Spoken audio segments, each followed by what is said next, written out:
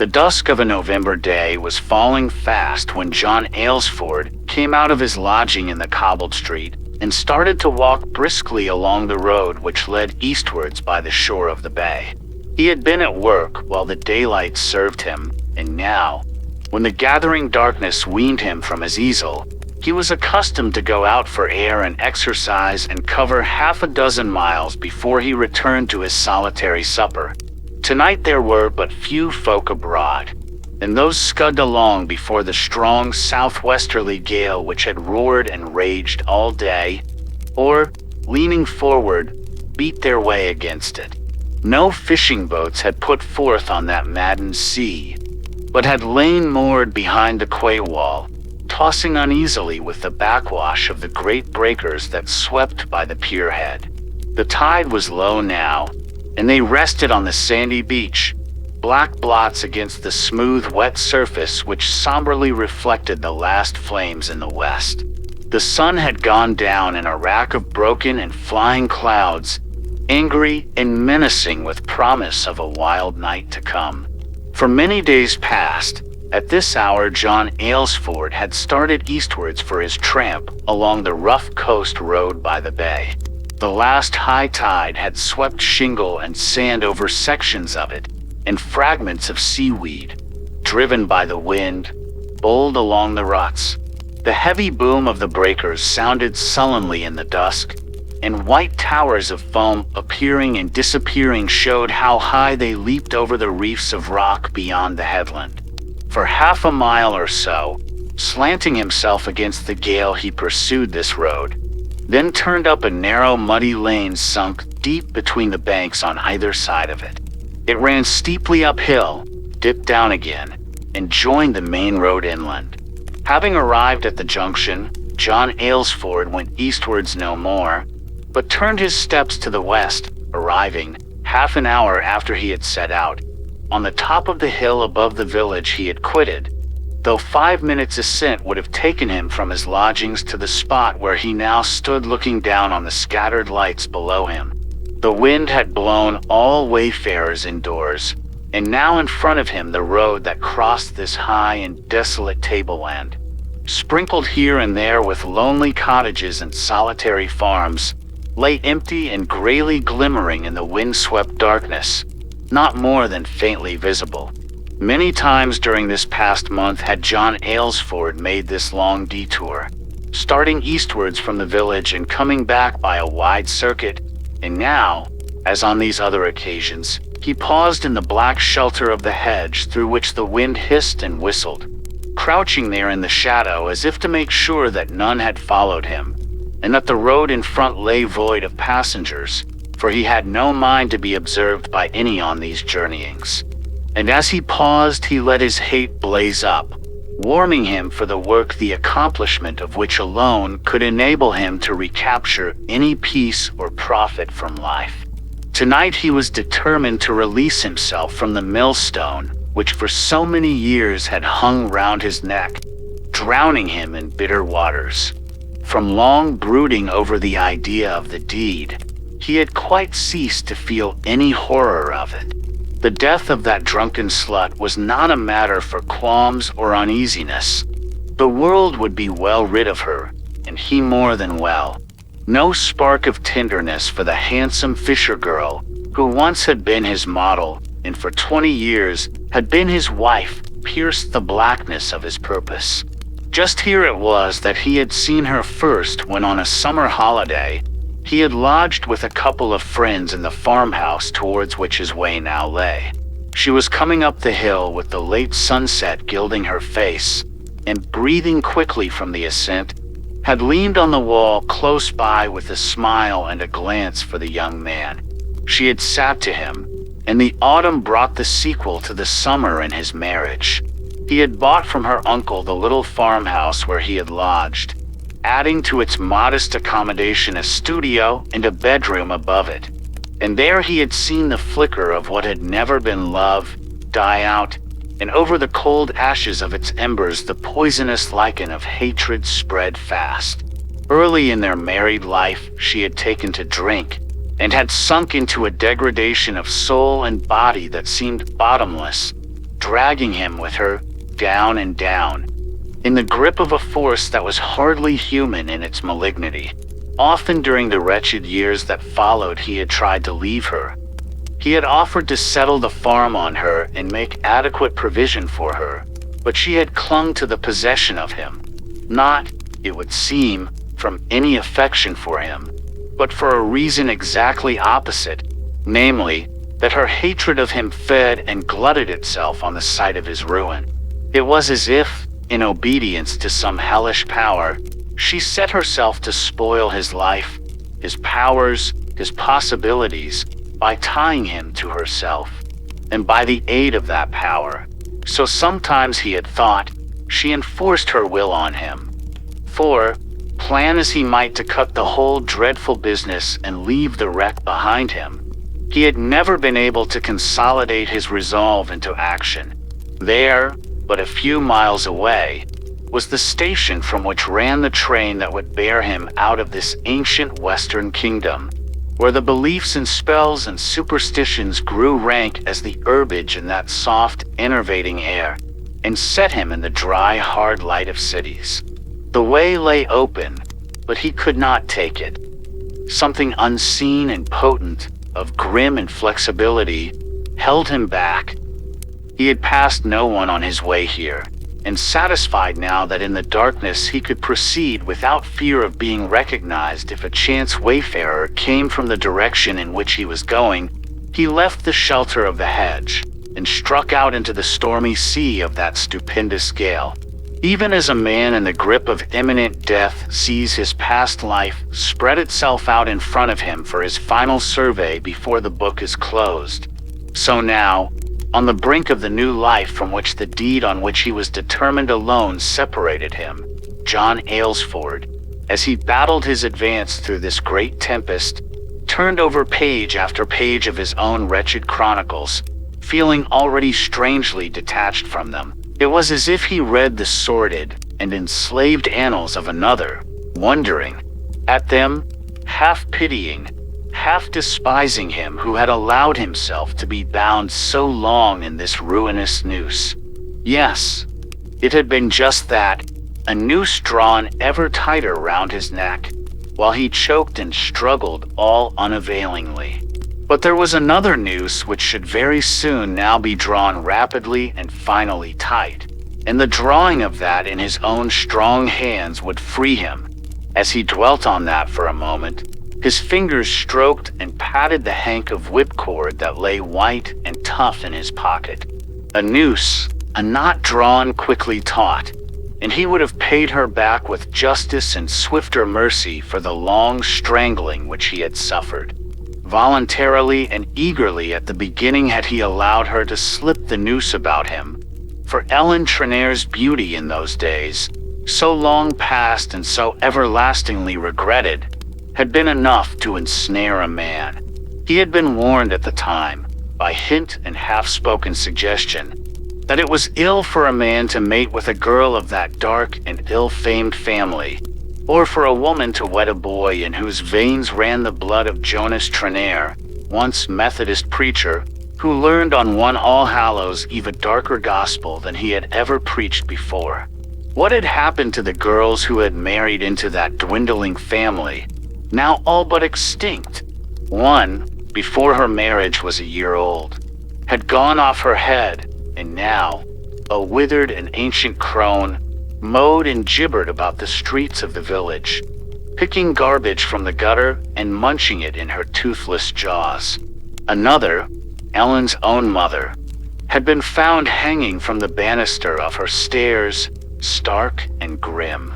Then there was young Frank Pincaris, who had wed Ellen's sister. He had sunk into an awful melancholy, and sat tracing on sheets of paper the visions that beset his eyes, headless shapes, and foaming mouths, and the images of the spawn of hell.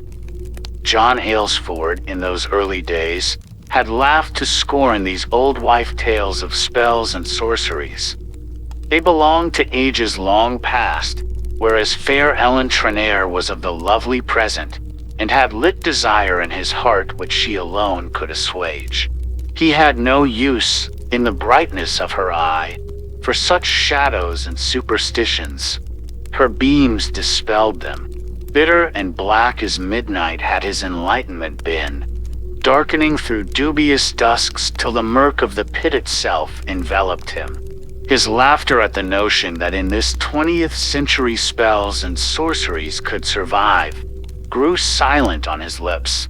He had seen the cattle of a neighbor who had offended one whom it was wiser not to cross, dwindle and pine, though there were rich pastures for their grazing, till the rib bones stuck out like the timbers of stranded wrecks. He had seen the spring on another farm run dry at lambing time because the owner, skeptic like himself, had refused that bounty, which all prudent folk paid to the wizard of Maruth, who, like Ellen, was of the blood of Jonas Trenair. From scorn and laughter he had wavered to an uneasy wonder, and from wonder his mind had passed to the conviction that there were powers occult and terrible which strove in darkness and prevailed.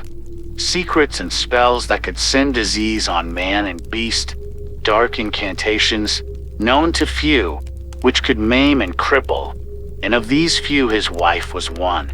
His reason revolted, but some conviction, deeper than reason, held its own.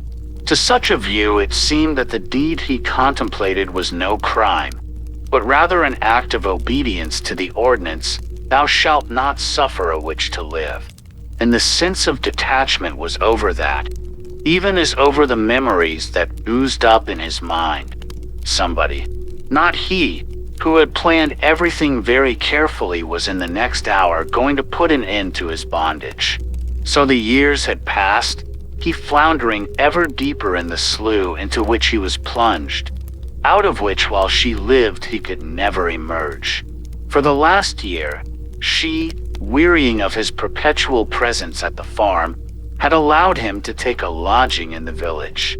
She did not loose her hold over him, for the days were few on which she did not come with demands for a handful of shillings to procure her the raw spirits which alone could slake her thirst.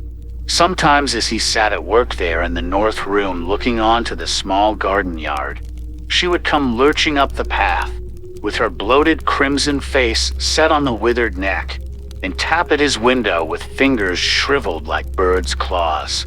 Body and limbs were no more than bones over which the wrinkled skin was stretched, but her face bulged monstrously with layers of fat. He would give her whatever he had about him, and if it was not enough, she would plant herself there, grinning at him and wheedling him, or with screams and curses threatening him with such fate as he had known to overtake those who crossed her will. But usually he gave her enough to satisfy her for that day, and perhaps the next, for thus she would the more quickly drink herself to death. Yet death seemed long in coming. He remembered well how first the notion of killing her came into his head, just a little seed, small as that of mustard, which lay long in barrenness. Only the bare idea of it was there, like an abstract proposition. Then imperceptibly in the fruitful darkness of his mind, it must have begun to sprout, for presently a tendril, still soft and white, prodded out into the daylight. He almost pushed it back again, for fear that she, by some divining art, should probe his purpose. But when next she came for supplies, he saw no gleam of surmise in her red-rimmed eyes, and she took her money and went her way, and his purpose put forth another leaf, and the stem of it grew sappy. All autumn through it had nourished and grown tree-like, and fresh ideas, fresh details, fresh precautions, flocked there like building birds and made it gay with singing. He sat under the shadow of it and listened with brightening hopes to their song. Never had there been such peerless melody. They knew their tunes now. There was no need for any further rehearsal. He began to wonder how soon he would be back on the road again, with face turned from this buffeting wind, and on his way home. His business would not take him long. The central deed of it would be over in a couple of minutes, and he did not anticipate delay about the setting to work on it, for by 7 o'clock of the evening, as well he knew, She was usually snoring in the oblivion of complete drunkenness, and even if she was not as far gone as that, she would certainly be incapable of any serious resistance. After that, a quarter of an hour more would finish the job, and he would leave the house secure already from any chance of detection. Night after night during these last 10 days he had been up here, peering from the darkness into the lighted room where she sat, then listening for her step on the stairs as she stumbled up to bed, or hearing her snorings as she slept in her chair below. The outhouse, he knew, was well stocked with paraffin. He needed no further apparatus than the whipcord and the matches he carried with him. Then back he would go along the exact route by which he had come, re-entering the village again from the eastwards, in which direction he had set out. This walk of his was now a known and established habit. Half the village during the last week or two had seen him every evening set forth along the coast road, for a tramp in the dusk when the light failed for his painting, and had seen him come back again as they hung about and smoked in the warm dusk a couple of hours later. None knew of his detour to the main road which took him westwards again above the village, and so to the stretch of bleak upland along which now he fought his way against the gale. Always round about the hour of 8 he had entered the village again from the other side, and had stopped and chatted with the loiterers. Tonight, no later than was usual, he would come up the cobbled road again, and give good night to any who lingered there outside the public house. In this wild wind, it was not likely that there would be such, and if so, no matter. He had been seen already setting forth on his usual walk by the coast of the bay, and if none outside saw him return, none could see the true chart of his walk. By 8 he should be back to his supper. There would be a soused herring for him, and a cut of cheese, and the kettle would be singing on the hob for his hot whiskey toddy. He would have a keen edge for the enjoyment of them tonight. He would drink long healths to the damned and the dead. Not till tomorrow, probably, would the news of what had happened reach him, for the farmhouse lay lonely and sheltered by the wood of firs. However high might mount the beacon of its blazing, it would scarcely, screened by the tall trees, light up the western sky, and be seen from the village nestling below the steep hill crest. By now John Aylsford had come to the fir wood which bordered the road on the left, and as he passed into its shelter, cut off from him the violence of the gale. All its branches were astir with the sound of some vexed, overhead sea, and the trunks that upheld them creaked and groaned in the fury of the tempest. Somewhere behind the thick scud of flying cloud the moon must have risen, for the road glimmered more visibly, and the tossing blackness of the branches was clear enough against the gray tumult overhead. Behind the tempest she rode in serene skies, and in the murderous clarity of his mind he likened himself to her.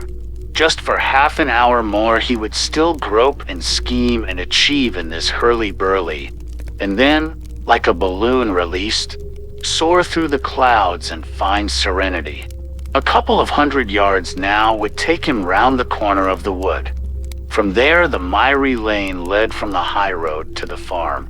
He hastened rather than retarded his going as he drew near, for the wood, though it roared with the gale, began to whisper to him of memories.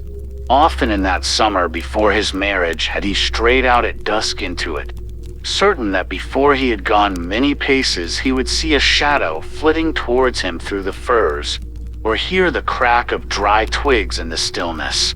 Here was their tryst.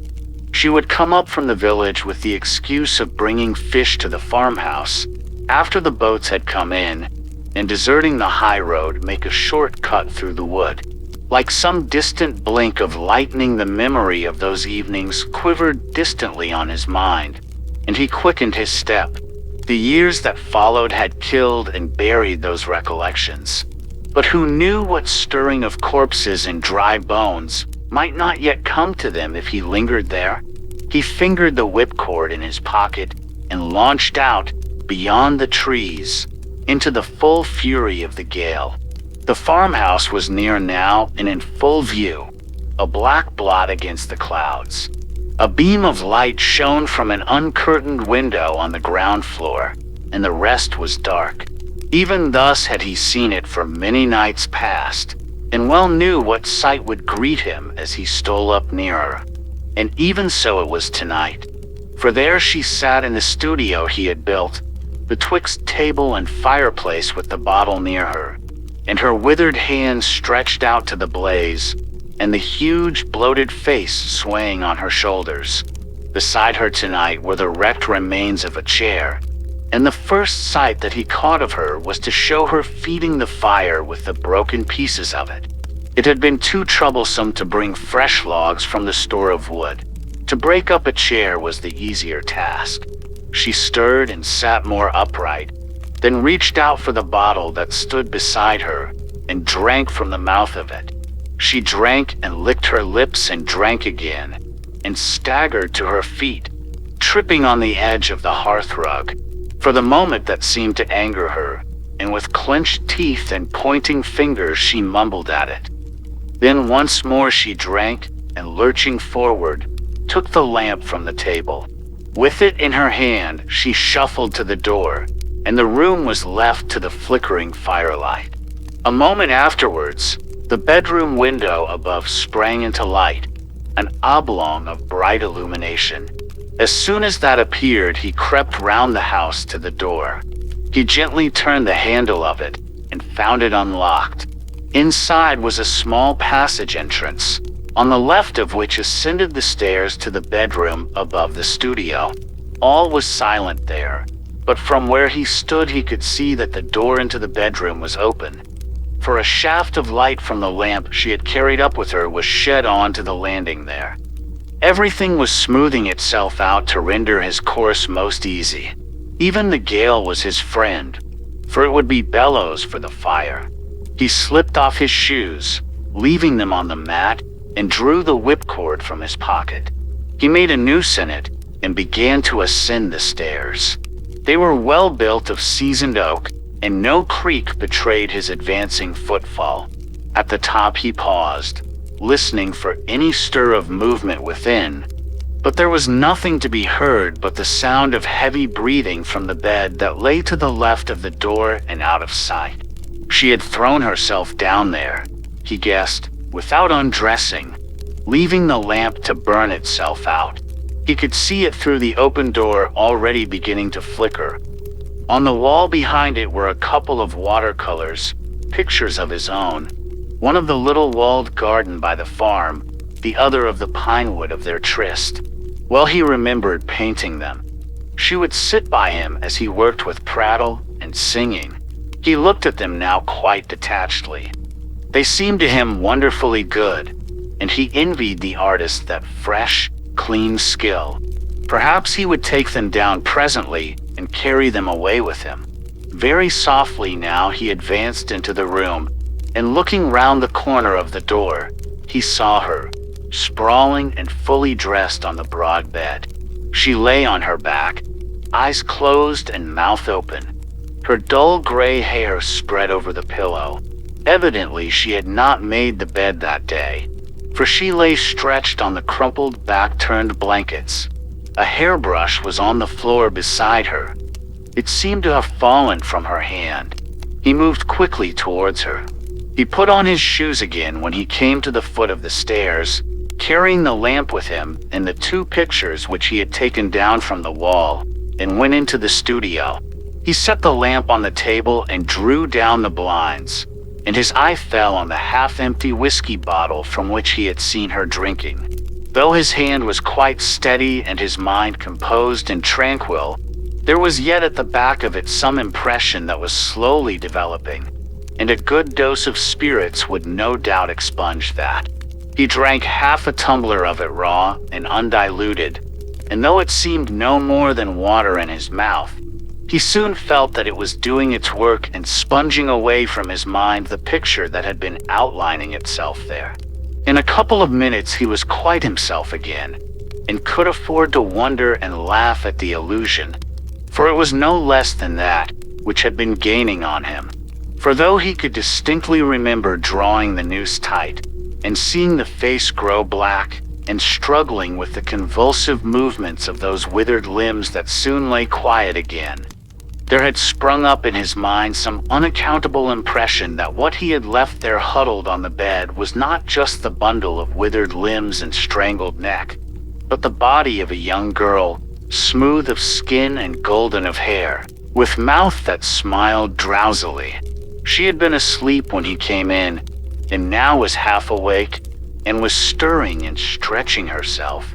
In what dim region of his mind that image had formed itself, he had no idea. All he cared about now was that his drink had shattered it again, and he could proceed with order and method to make all secure. Just one drop more first. How lucky it was that this morning he had been liberal with his money when she came to the village, for he would have been sorry to have gone without that fillip to his nerves. He looked at his watch and saw to his satisfaction that it was still only a little after 7 o'clock. Half an hour's walking, with this gale to speed his steps, would easily carry him from door to door, round the detour which approached the village from the east, in a quarter of an hour, so he reckoned, would be sufficient to accomplish thoroughly what remained to be done here. He must not hurry and thus overlook some precaution needful for his safety, though, on the other hand, he would be glad to be gone from the house as soon as might be, and he proceeded to set about his work without delay.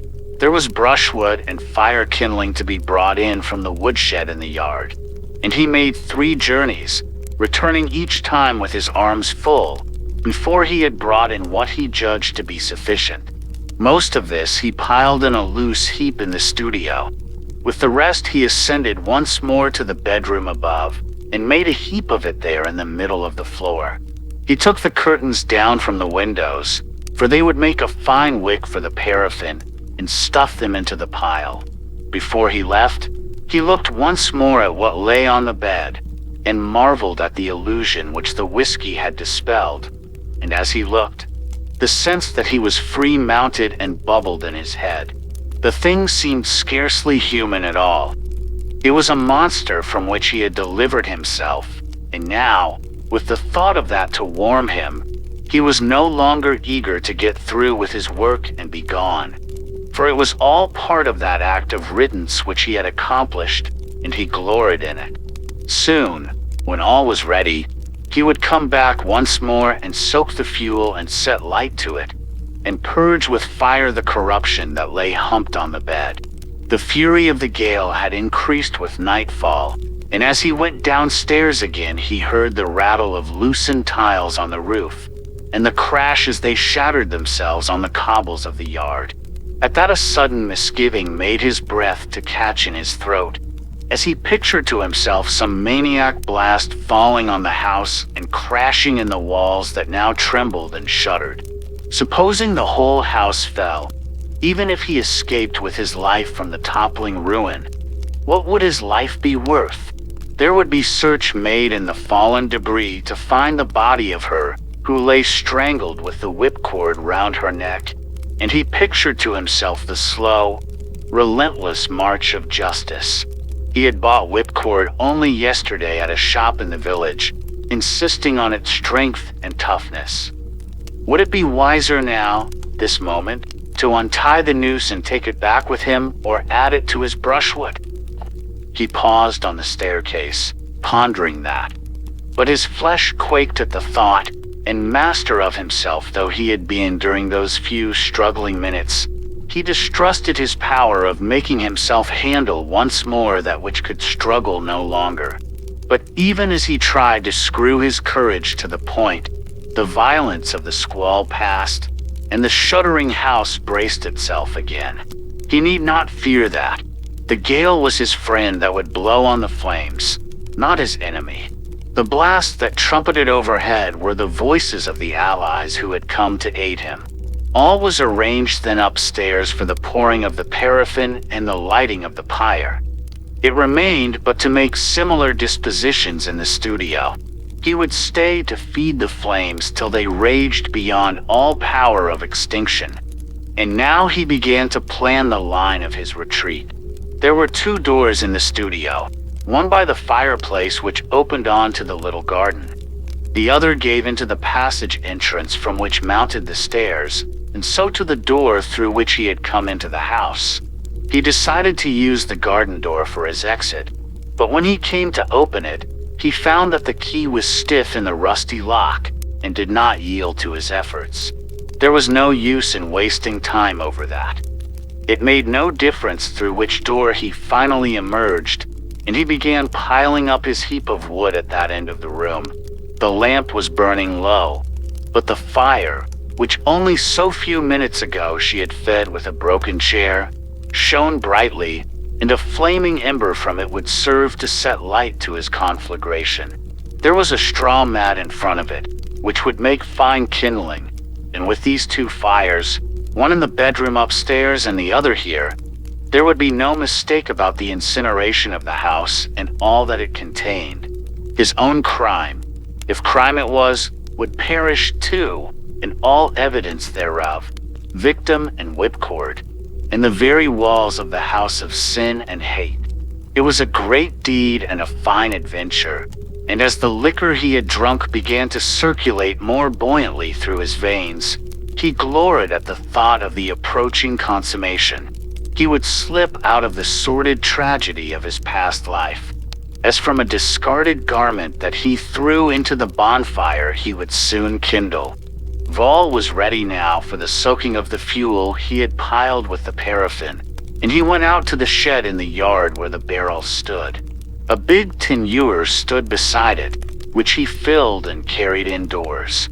That would be sufficient for the soaking of the pile upstairs, and fetching the smoky and flickering lamp from the studio, he went up again, and like a careful gardener watering some bed of choice blossoms, he sprinkled and poured till his ewer was empty. He gave but one glance to the bed behind him, where the huddled thing lay so quietly, and as he turned, lamp in hand, to go down again, the draught that came in through the window against which the gale blew extinguished it. A little blue flame of burning vapor rose in the chimney and went out. So, having no further use for it, he pitched it onto the pile of soaked material. As he left the room, he thought he heard some small stir of movement behind him, but he told himself that it was but something slipping in the heap he had built there. Again he went out into the storm. The clouds that scud overhead were thinner now, though the gale blew not less fiercely, and the blurred, watery moonlight was brighter. Once for a moment, as he approached the shed, he caught sight of the full orb plunging madly among the streaming vapors. Then she was hidden again behind the rack. Close in front of him were the fir trees of the wood where those sweet trysts had been held, and once again the vision of her as she had been broke into his mind, and the queer conviction that it was no withered and bloated hag who lay on the bed upstairs, but the fair, comely limbs and the golden head. It was even more vivid now, and he made haste to get back to the studio, where he would find the trusty medicine that had dispelled that vision before. He would have to make 2 journeys at least with his tin ewer before he transported enough oil to feed the larger pyre below, and so, to save time, he took the barrel off its stand and rolled it along the path and into the house. He paused at the foot of the stairs, listening to hear if anything stirred, but all was silent. Whatever had slipped up there was steady again. From outside only came the squeal and bellow of the wind. The studio was brightly but fitfully lit by the flames on the hearth. At one moment a noonday blazed there, the next but the last smolder of some red sunset. It was easier to decant from the barrel into his ewer than carry the heavy keg and sprinkle from it, and once again he filled and emptied it. One more application would be sufficient, and after that he could let what remained trickle out onto the floor. But by some awkward movement he managed to spill a splash of it down the front of his trousers. He must be sure, therefore, how quickly his brain responded with counsels of precautions. To have some accident with his lamp when he came into his supper which should account for this little misadventure. Or, probably, the wind through which he would presently be walking would dry it before he reached the village. So, for the last time with matches ready in his hand, he mounted the stairs to set light to the fuel piled in the room above. His second dose of whiskey sang in his head, and he said to himself, smiling at the humor of the notion, she always liked a fire in her bedroom. She shall have it now. That seemed a very comical idea, and it dwelt in his head as he struck the match which should light it for her. Then, still grinning, he gave one glance to the bed, and the smile died on his face, and the wild symbols of panic crashed in his brain. The bed was empty. No huddled shape lay there. Distraught with terror, he thrust the match into the soaked pile, and the flame flared up. Perhaps the body had rolled off the bed. It must, in any case, be here somewhere, and when once the room was alight, there would be nothing more to fear. High rose the smoky flame, and banging the door, he leaped down the stairs to set light to the pile below and be gone from the house. Yet, whatever monstrous miracle his eye had assured him of, it could not be that she still lived and had left the place where she lay, for she had ceased to breathe when the noose was tight round her neck, and her fight for life and air had long been stilled. But, if by some hideous witchcraft, she was not dead, it would soon be over now with her in the stupefaction of the smoke and the scorching flames. Let be. The door was shut and she within. For him, it remained to be finished with the business, and flee from the house of terror, lest he leave the sanity of his soul behind him. The red glare from the hearth in the studio lit his steps down the passage from the stairway, and already he could hear from above the dry crack and snap from the fire that prospered there. As he shuffled in, he held his hands to his head, as if pressing the brain back into its cool case, from which it seemed eager to fly out into the welter of storm and fire and hideous imagination. If he could only control himself for a few moments more, all would be done and he would escape from this disordered, haunted place into the night and the gale, leaving behind him the blaze that would burn away all perilous stuff. Again the flames broke out in the embers on the hearth, bravely burning, and he took from the heart of the glare a fragment on which the fire was bursting into yellow flowers. He heeded not the scorching of his hand, for it was but for a moment that he held it, and then plunged it into the pile that dripped with the oil he had poured on it. A tower of flame mounted, licking the rafters of the low ceiling, then died away as if suffocated by its own smoke, but crept onwards, nosing its way along till it reached the straw mat, which blazed fiercely. That blaze kindled the courage in him. Whatever trick his imagination had played on him just now, he had nothing to fear except his own terror, which now he mastered again. For nothing real could ever escape from the conflagration, and it was only the real that he feared. Spells and witchcrafts and superstitions, such as for the last 20 years had battened on him, were all enclosed in that tight-drawn noose. It was time to be gone, for all was safe now, and the room was growing to oven heat. But as he picked his way across the floor over which runnels of flames from the split barrel were beginning to spread this way and that, he heard from above the sound of a door unlatched, and footsteps light and firm tapped on the stairs. For 1 second the sheer catalepsy of panic seized him, but he recovered his control, and with hands that groped through the thick smoke, he found the door. At that moment the fire shot up in a blaze of blinding flame, and there in the doorway stood Ellen. It was no withered body and bloated face that confronted him, but she with whom he had tryst in the wood, with the bloom of eternal youth upon her, and the smooth, soft hand, on which was her wedding ring, pointed at him. It was in vain that he called on himself to rush forward out of that torrid and suffocating air. The front door was open, He had but to pass her and speed forth safe into the night. But no power from his will reached his limbs. His will screamed to him, "Go, go," pushed by her. It is but a phantom which you fear. But muscle and sinew were in mutiny, and step by step he retreated before that pointing finger and the radiant shape that advanced on him. The flames that flickered over the floor had discovered the paraffin he had spilt and leaped up his leg. Just one spot in his brain retained lucidity from the encompassing terror. Somewhere behind that barrier of fire, there was the second door into the garden.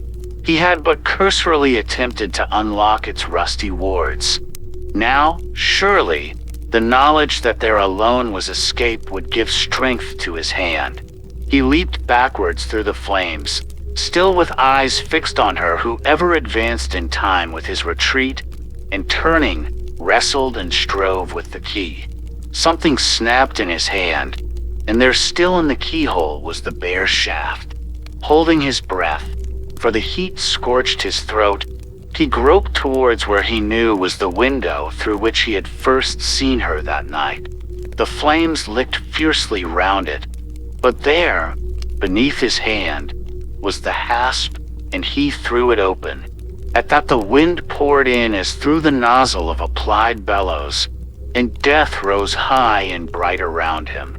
Through the flames, as he sank to the floor, a face radiant with revenge smiled on him. Thank you for watching. Please like, share, and subscribe for more similar horror stories.